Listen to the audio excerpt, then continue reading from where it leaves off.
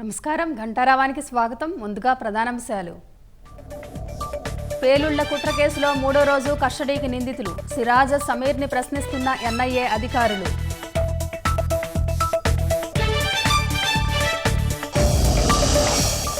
విజయవాడలో పిఎస్ఆర్ ఆంజనేయులు మధు విచారణ. AP PSC అక్రమాల కేసులో ప్రశ్నిస్తున్న పోలీసులు.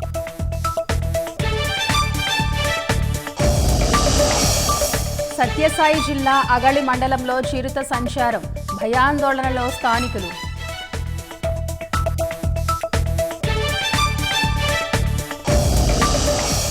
ఎన్డీఏ భాగస్వామ్య పక్షాలతో ప్రధాని మోదీ భేటీ. పవన్ సహా ముఖ్య నేతలు ముఖ్యమంత్రులు హాజరు.